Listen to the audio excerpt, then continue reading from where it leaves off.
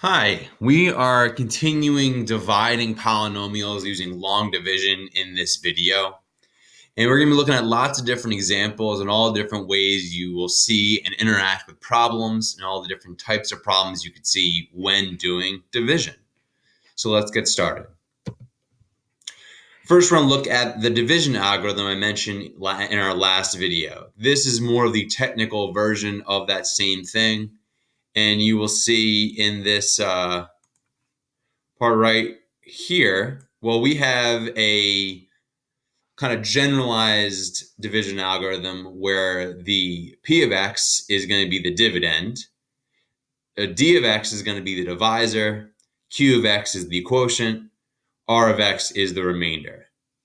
Before, we did not have a p of x part of this, but we have it now because we can't have two separate things that are starting with the letter D because that would be too confusing.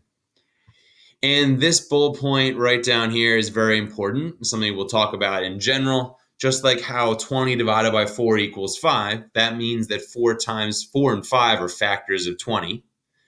If the remainder is 0, well, we know that both the divisor and the quotient are factors of our dividend right here in p of x if it goes in evenly. So moving to our next slide here, we have division by a monomial. Monomial means one-term polynomial and no adding or subtracting at all. And you can see that we are dividing by this monomial right there. And if you have only one thing on the bottom, you can just divide by each term on the top by that one term on the bottom, as you can see here. And we kind of have some labels and we're just splitting it up. Now we're able to reduce that fraction by using some exponent rules. And to kind of point out what I mean by that, well, we have 18 over 6 is obviously 3, but x to the fourth divided by x is going to be equal to x cubed. This 1 down here would kind of have a 1 as an exponent, so 4 minus 1 would equal 3. And you do that for all of the other fractions in this problem. And you get to an answer. So that is our answer for the problem right here. 3x cubed minus 4x squared plus x minus 2 would be the end result there. And you have that as the answer to the division problem.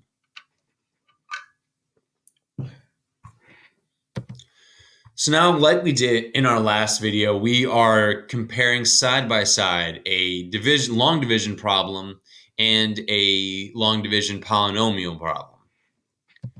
So as we kind of look and compare these two, we're still going to go and kind of divide the same way. 32 into 69 fits in twice.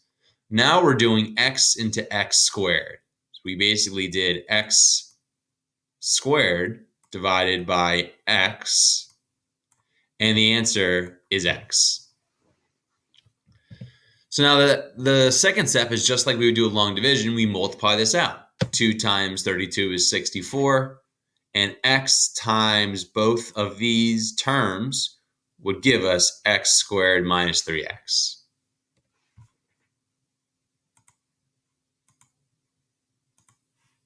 Now, if we continue through these steps, they're going to kind of keep going with each other, where we're going to subtract and make sure you're careful with subtracting negatives and use a calculator if you're not confident with that sort of thing.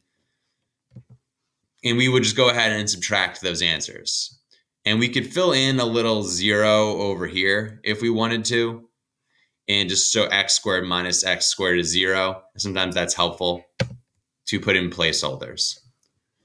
So now we're going to bring down the next number, our term, which is 8 on the left side. This 8 came down. And then our negative 5 came down.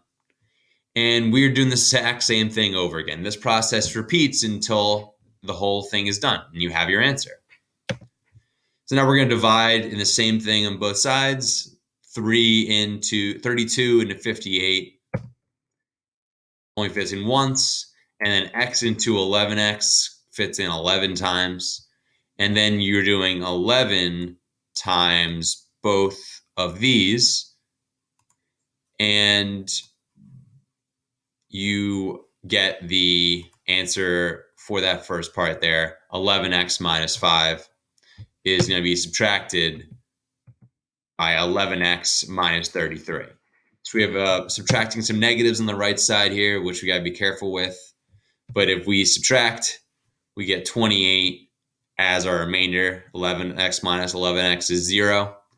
And we get an answer. And I mentioned in our last video, you will see a lot of the time that this kind of format up here is how you will see the format of your answers in the future. And we just to make sure we're keeping that in mind as we're doing these problems.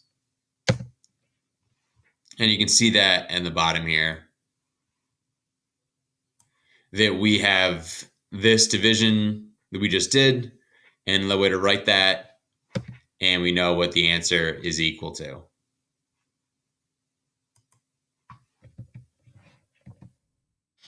Now, this next problem has some different things going on.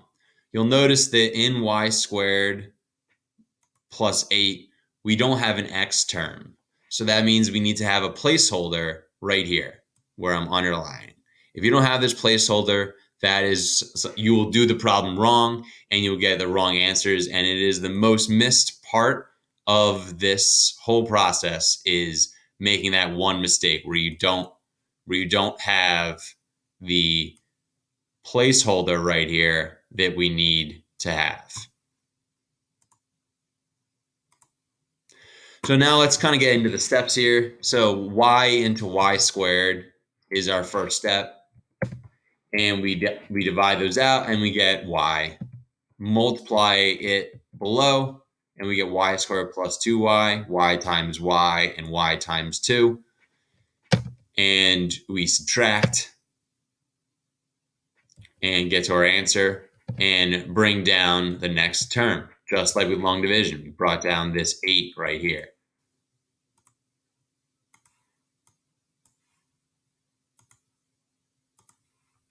So now this process can continue because y can go into negative 2y. It goes in negative 2 times. So we have y minus 2 at the top.